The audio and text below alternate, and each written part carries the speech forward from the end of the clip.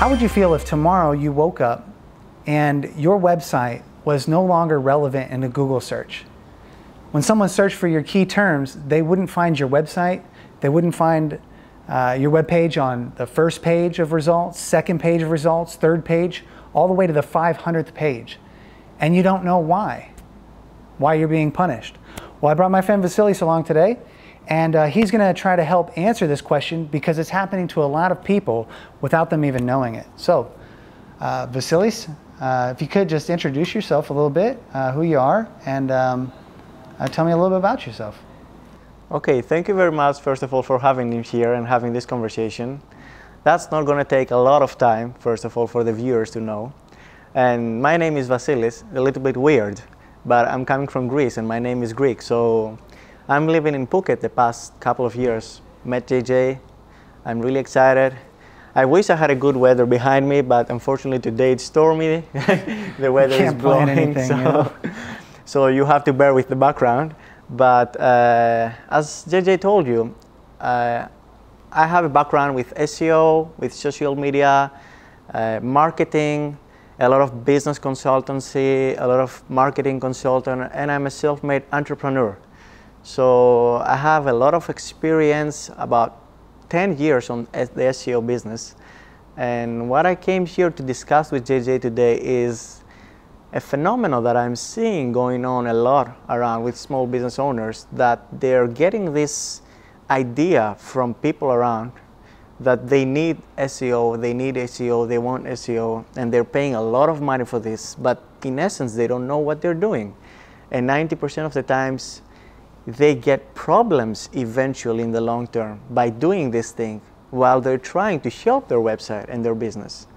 So this is what we're going to talk with JJ, and I hope you're going to stay with us for the other part of the interview. Yeah, I'd like to thank you for coming as well. I'm John James. I'm the Director of Videography at Best Emotion Video Production Company, and I've teamed up with Vassilis here over the past several months on many projects and business consultancy, how to create videos that help bring a relationship to the customers and the business together. And what I've noticed a lot of is this magical term SEO being thrown in the air. Business owners know they need it, but many of them don't really know what it is. And so if you could describe what it means, SEO, and how does it work? Okay.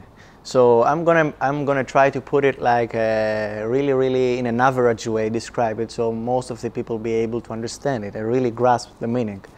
But I want the viewers to bear with me because my English are a little bit weird. So sometimes you might not understand what I say, but JJ will help me here.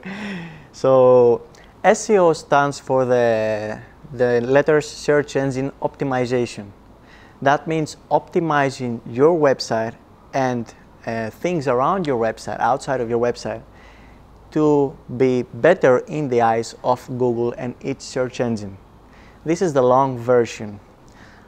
In plain terms, what this means is that when Google uses the search engine algorithm to rank its website for its different keyword term, for its location, for its background history, for its user, because all of these things are relevant.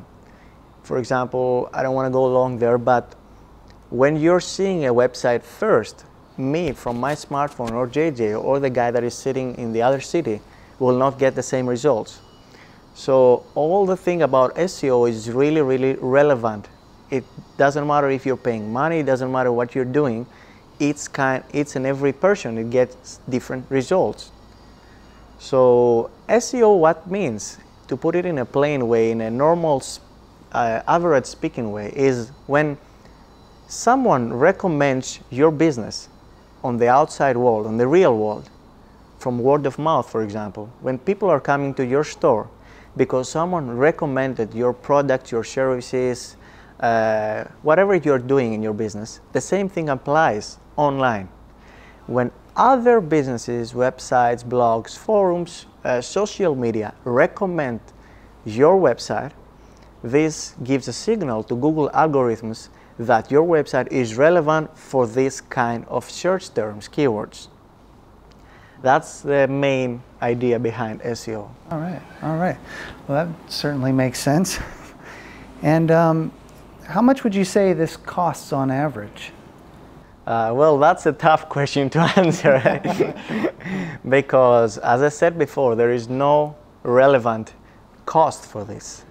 If you want me to go deeper in this, if you were going to hire a guy that does SEO, you would need to hire a guy that would need to research for your website how are you going to create new content, because it all comes to creating new content. And I'm going to make a parenthesis there, a small parenthesis. I'm seeing many website owners that they believe that if they create a website with 5 pages, this will do the job for them forever. This is not how it works.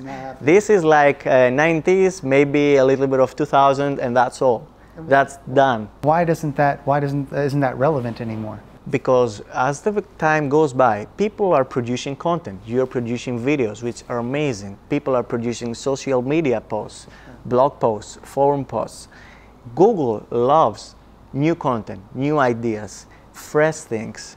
So for Google, if you want to understand how it works, it's all about doing good business. And what this means is that when I'm going to Google to search something, Google needs to bring me back the most quality relevant results. If Google brings me back bad results, what I will do is I will not use Google so often. And this is bad business for Google. Right. And it keeps people off of Google because people want the most relevant content. So correct. Google wants to give them the most relevant content. Because the most time you spend on Google, the more ads you're going to click. And this is how Google makes money. Right, right. Now, but if you want me, I can go on the cost. Well, you already said it was relevant, and it is relevant to what it is that you're trying to create, right? What I don't like I told you before, is that many agencies out there or many freelancers, they're playing with this term SEO, and they're promising magic bullets or magic wands to small business owners, promising instant results or next day top 3 ranking results in Google.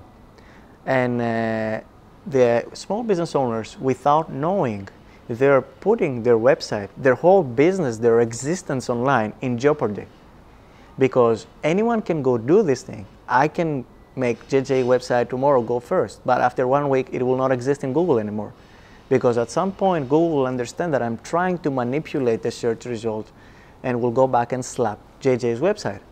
So I'm seeing different examples. And the business owner has a difficult time checking this. Yes. Because they're already logged into their Google account. Yes. So if they search for the keywords that they're trying to find, Google's going to bring them possibly back to their previous search history. Of course. And things like that. So they think that it's working.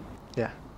But it's not. And the worst thing is that because of the small business owners, they don't know all these details. And of course they don't know, because that's not their business to know. Right. People are exploiting their ignorance.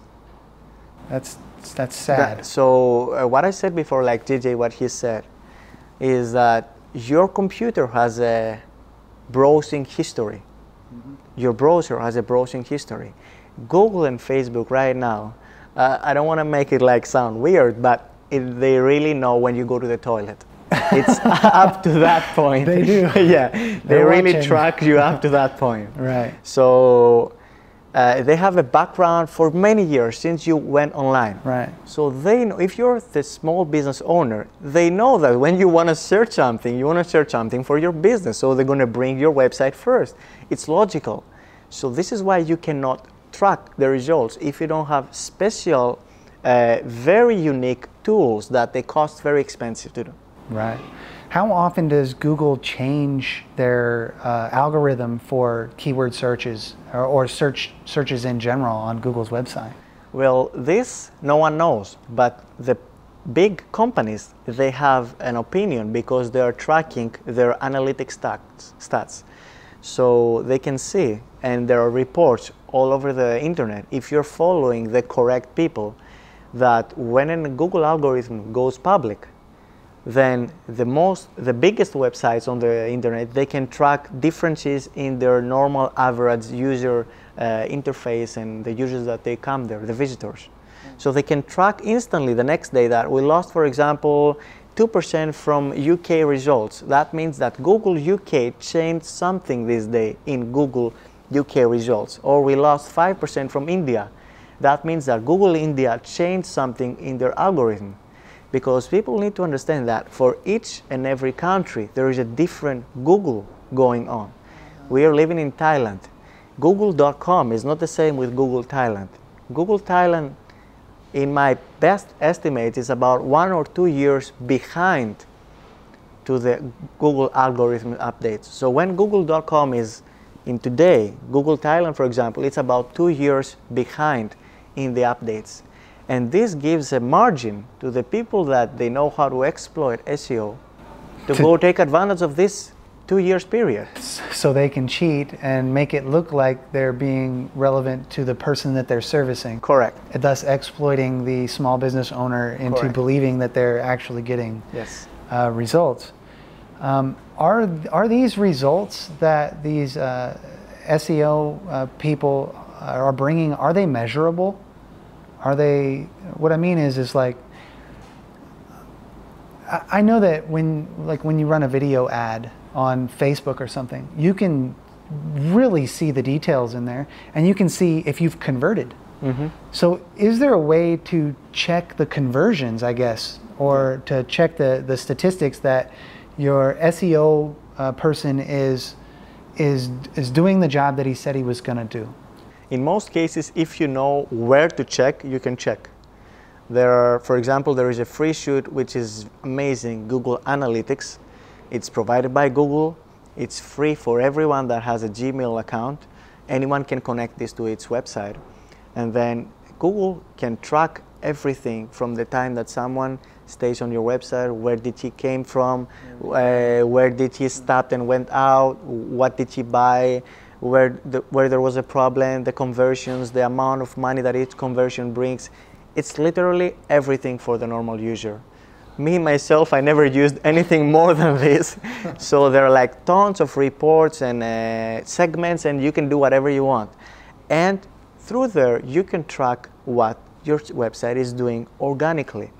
What I want to make the viewers understand is, because I'm seeing this a lot with my customers, many people believe that you can pay Google and go first.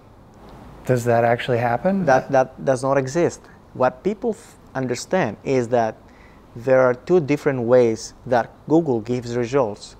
One way is the ads, Google ads, that go on top usually, and on the right side of the brochure, and at the end, at the bottom.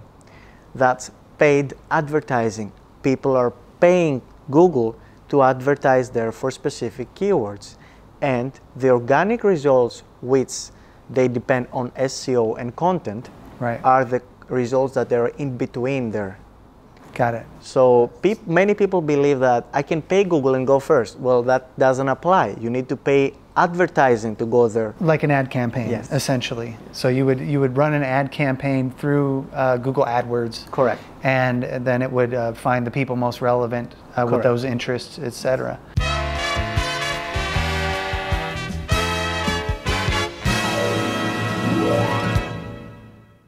It's pretty good, right?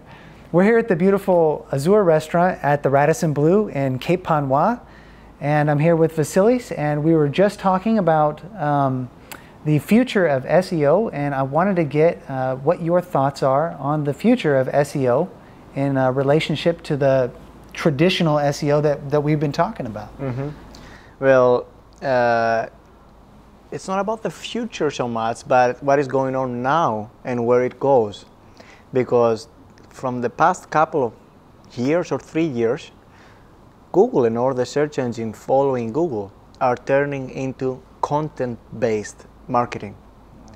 So what this means is that Google ranks your website from the quantity and the quality of content you publish there. Right. That means videos that you're doing amazing. That means forums. That means blog posts. That means articles, PowerPoint presentations, sound, audios, like interviews like we're doing. Google cares for content. Right. So the more content you create, the better is for Google rankings. But this does not mean bot created, artificially created content. Will it know? Yeah. It knows when it updates? Yeah.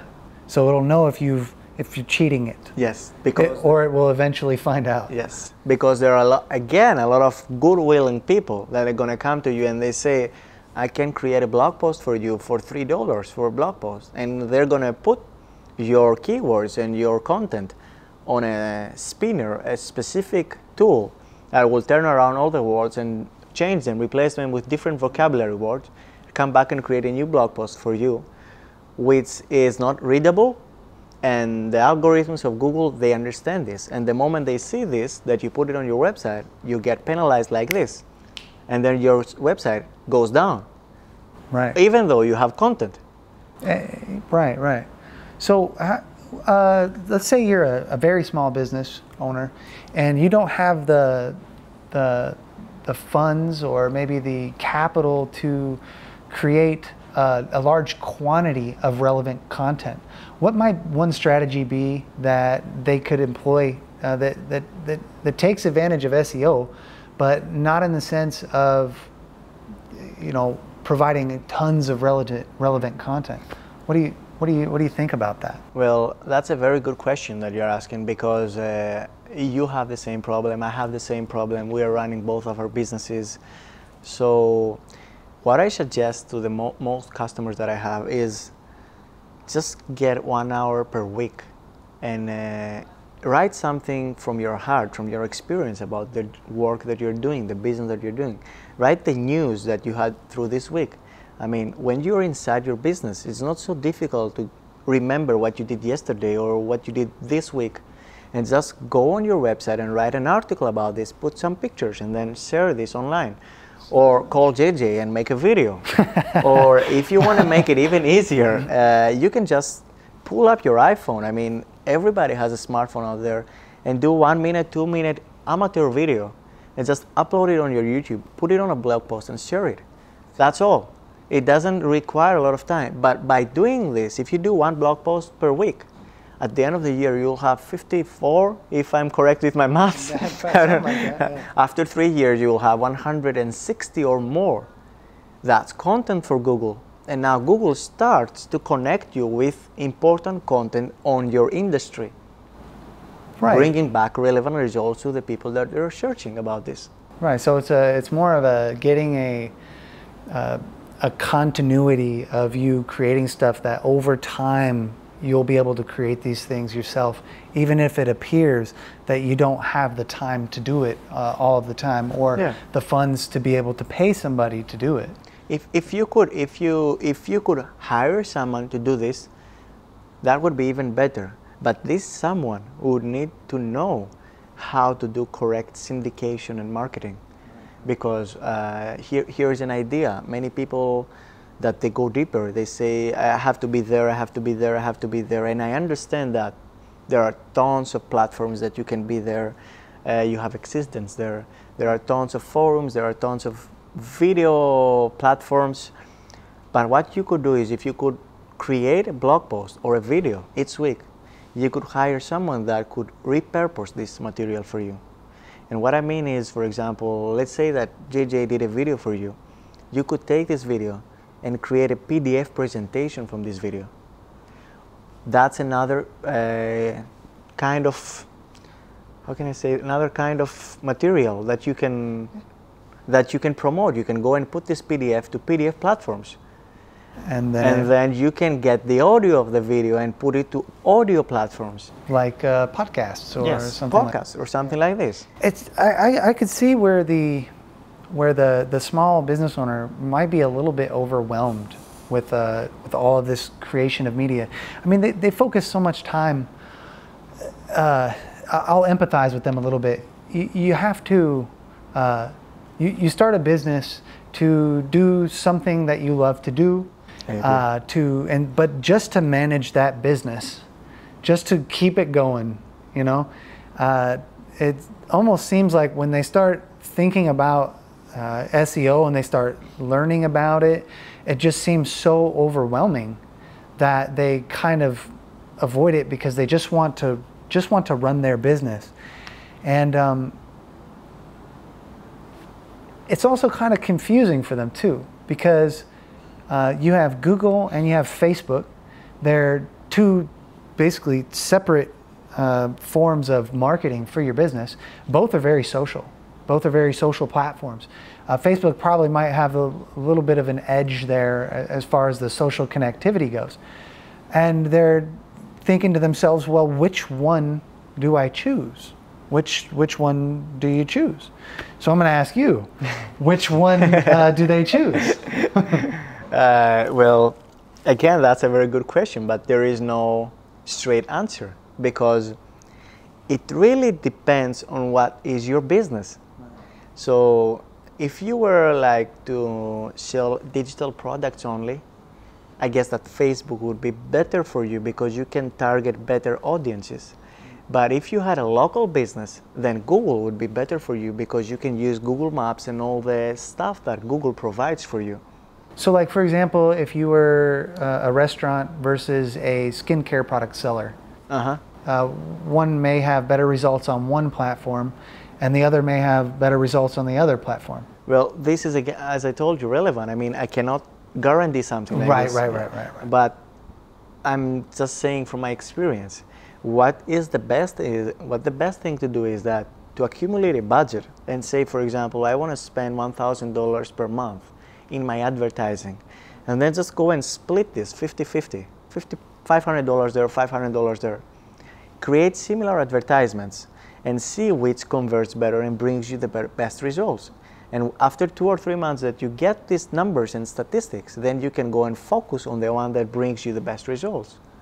Right. And if you want to go deeper, there are like hundreds of platforms you can advertise. It's not only Google and Facebook, but we don't want to go there, first of all. Right.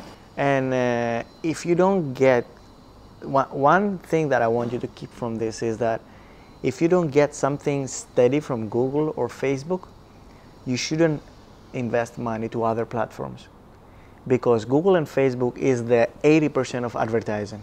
It's the primary source. So if something's not working there, it doesn't mean that it's going to work over here. Yes. Right. So so basically keep trying things until you figure out something that works. And then once you figure that thing out, exploit that strategy. Correct. And then you can try this strategy to other platforms. And always keep in your mind, and the viewers, they should keep in their mind, you should keep in your mind that every kind of advertisement, every day is a test. There is no failure in advertising. It's only a test that it didn't go well. Next test, we try again, something different. Next test, we try again, something different. I'm having many customers and experiences that they say, I have only $300 to advertise. That's all, my budget. I say, well... Per month? Oh, no, that's all. And I say, and what do you want me to do with this? I'm not a magician. I mean, I cannot create something from the air. We have to test things. Maybe this $300 brings you a sale, but it might bring you nothing, and the next $300 might bring you 2 sales. Right. You never know this. This is a continuous test. You might be lucky. So having a budget continuously for the different types of app. I heard a quote somewhere. I can't remember where I heard it from, but the guy said, the business that spends the most to acquire a customer is the... Jeff Bezos, Amazon. The business that spends the less money to acquire a customer can continuously be on profit. It's a beautiful quote, isn't it? So it ties into what you're talking about, that continuously trying new things and new strategies with your marketing funds and having marketing funds will continuously generate customers coming in, because you're going to discover what the niche is. You're going to discover the strategy that works for you and exploit that. Let me give you an example. If you're selling something that you need an agent to bring you the customers, and you're paying, and the product you're selling costs $1,000, and you're giving 20% commission to the agent that referred you the customer, that means you have $800 left for you. If you deduct your cost on this, you might be like 10 or 20% on profit, depending on your industry, I don't know. But if you could deduct this $200 that you paid to the agent, and now through Google or through Facebook, you can spend $50 to bring one customer that bought $1,000 product from you, then you're like 300% already on profit. That's brilliant. I wouldn't complain with that much profit. Yeah, of course. I wouldn't, would you? No. It depends. It depends on the situation, Yeah. right? Well, one thing that I'd also like to touch on just briefly is video marketing, and the fact that video marketing is rapidly growing on a number of social platforms. And why do you think this is? Why do you think that video marketing is rapidly growing and more and more businesses are starting to go this route? Well, that's really has to do with the human brain, if you want me to take it deeper. And what I mean with this is, before the internet was capable to stream videos, that YouTube and Vimeo and all these platforms didn't exist. People were reading articles. At the most, they were listening audio. But both of these things, they had to do with two different senses. Right. One was reading, optical, I don't know if I said correct. Visual. Visual, yeah. And one was listening, but they were separated. And the video, what it's doing is it connects the visual and the audio sense together. To create a sensation. Correct. So it can make, even if you have someone like JJ, for example, that can create very good emotional videos that can put you in a story. You probably have watched many of them already in YouTube or in TV. The video producer can create something that can put you in the video, make you feel a part of the story. So this creates tons of more emotions, tons of emotions. But gets that emotional entanglement with the audience. Correct. And people love to watch videos. Now, if you see where this is going to 3D and virtual reality. Yes. And in the future, if not already in the next year, in the future, we will get technologies that can provide smell. Yeah, they're already in the lab. They're experimenting. You just press a button on the computer, and it's those are dahlias. You go to flower shops online, yes. And the people that they have this kind of technology, it's like a microphone. Yeah. Do you remember the old microphones that Microsoft was selling? That it was like this. Yeah. So it's like this, but now this emits smell, a specific sense. Well, that's amazing. And it's happening. Yeah, and it's already exists, this thing. And the 3D video, I've seen 360 video now with Facebook, and I've experimented with it a little bit, but not quite getting into it. If you say Facebook, I mean, the last year bought Oculus. Yes. That cost $1 billion. The $1 billion US to buy a company. If Facebook is investing all this money for virtual reality technology, you can pretty much understand where video and virtual technology is going. Yeah, you could go into a store, for example, and completely walk into a brick and mortar in virtual reality, pick an item, and get purchasing decisions based on that item. Yeah, and what I want to say also is, if you have a business right now, if you're a small business owner, or if you have a business and you don't have a basic YouTube channel with videos or a video presentation on what you're doing, or you're not doing videos, or even you don't have a blog or doing blogs, what are you waiting for? I mean, you are already at the back end of the line of the running course. You're at the back end already. Right. If you don't run and hurry, you will stay behind, and the competition will take over you in an instant. What do you think about the targeted advertising that you can do with Facebook, like boosting a post? And what if a company went only that route, and they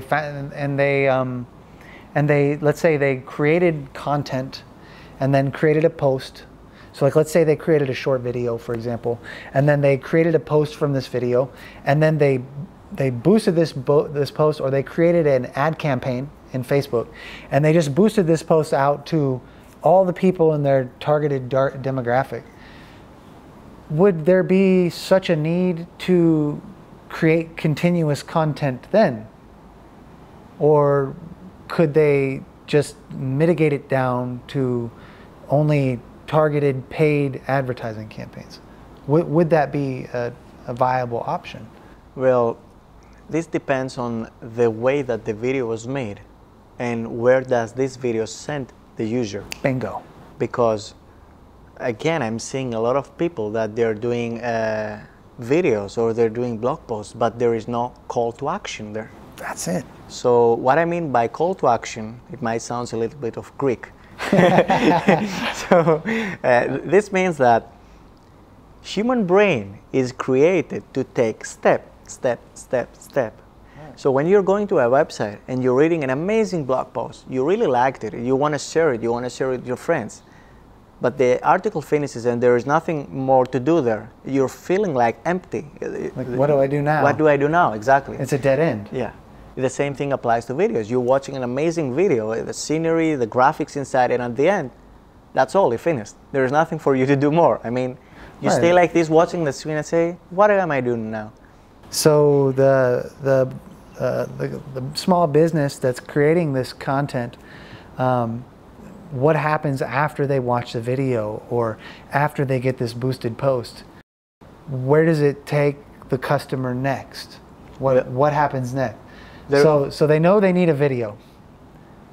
Okay, fine. You know you need a video. Everybody knows they need a video because it's content and it helps them with their SEO, and they know they need a video. But so what? They know they need a video, so they pay to have this video done. They get this video created, and people watch the video and they go, "Oh, well, that's nice." Yeah. But and that's the end of it. Now, if and they come back to you and they say your video wasn't good, it didn't sell nothing. Right, it didn't sell anything. So having something in place after they watch the video. So if they were persuaded by this, you're not going to persuade every person that watches a video. Of course, everybody's got a different agenda. But if you get 1 in 1,000 people that you market to, and that person goes, "Wow, I was touched by this," or "Wow, this is something that benefits me," or "This solves my problem," and they get to the end of this video and it says, "Have a nice day," or it says, "Click here to learn more," and then they click there and it takes them to what they should do next, yes, or more information, or something like this. This is a more realistic way of creating video content for your small business that, as you said, leads the customer on a path or leads the person to new information. Yes. Which people are on the internet, I heard this, people are on the internet for, what was it, 2 reasons? I don't know if it's just 2 reasons, 3 reasons. To learn something, they're looking for information, to buy something, or to be entertained by something. Mm-hmm. Is that about right? I think, yeah, I think pretty much, yeah. Yeah, let's sum it up. The most important thing is that people are wired to buy. Yeah. We love buying. It's compulsive. We love buying. I mean, I love buying. I do too. I'm buying many things whenever I can. Right. But the thing is that we don't like to be sold. Right. So imagine yourself in a scenario that you're going in a clothes store and there is this woman comes and say, "Hello, may I help you? I want to sell you this or sell you this." Instantly, what you do, you get repelled and you go to a negative mood and say, no, I don't want your help. And you go out of the store because you are pre-wired from before that this woman there wants to sell you something. And you want to naturally avoid that interaction. But what if this woman didn't come to sell you instantly, and instead she gave you value by explaining you the differences of the clothes instead of saying you the prices, or giving you clothes to wear without telling you any kind of price or make you have a purchasing decision? Now you respect this employee a lot more because she helped you make an informative decision. Yeah. Now, this is how education marketing works. This is where video comes to play. When you educate your customer gets value out of the video or the blog post that he read, watched there, then the next step is to do something. Either it might be share my video, like my video, buy something. The problem is that most people are afraid to ask for the sale. Yes. So they make the video and they just wait for the viewer to find out by himself that he has to buy something. It's not happening. You need to guide them to what they basically came to get, and needed a little bit of persuasion. Correct. To get it.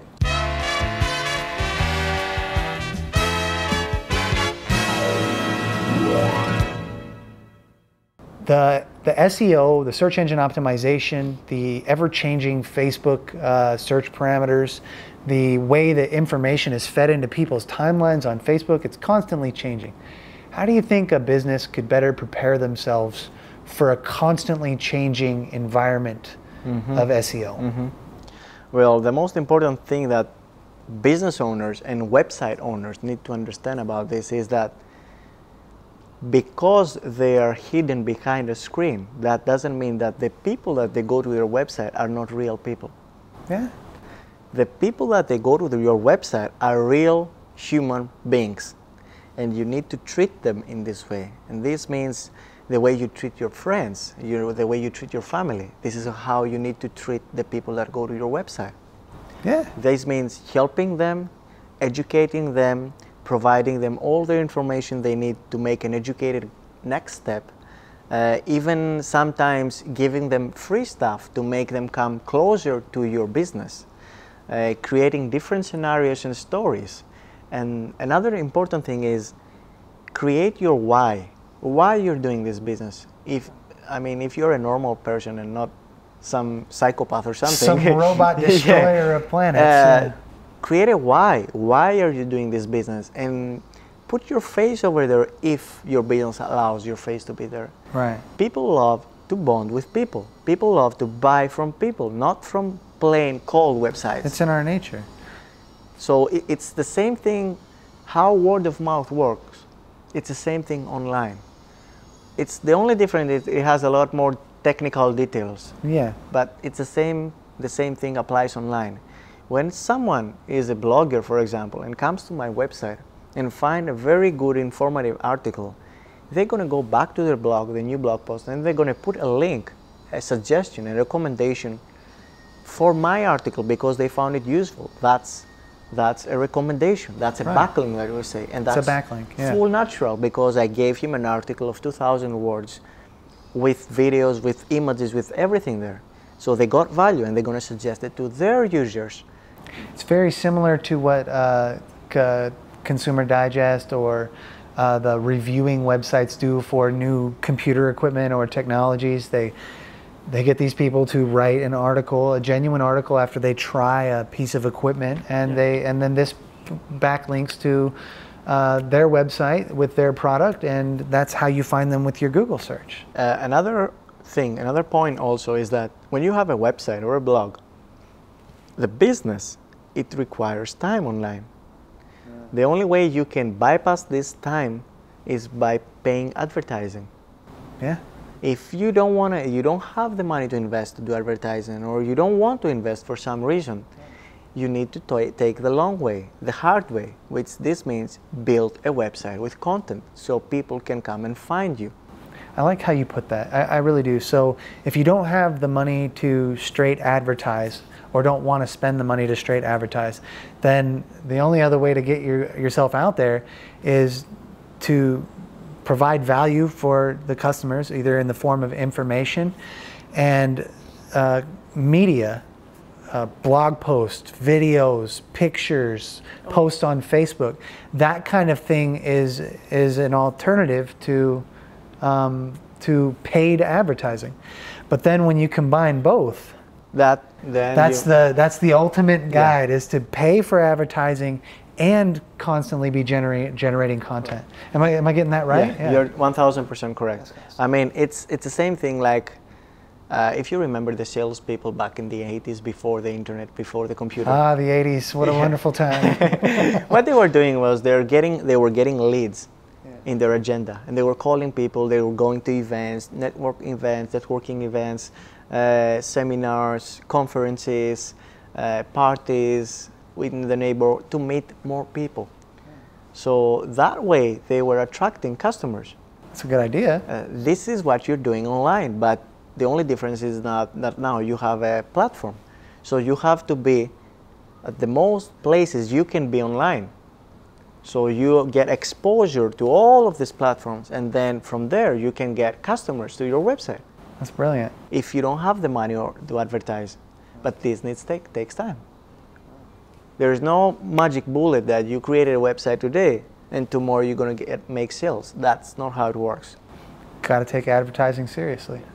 Well, Vassilis, thank you so much for coming and talking with me today and really just clearing that water out.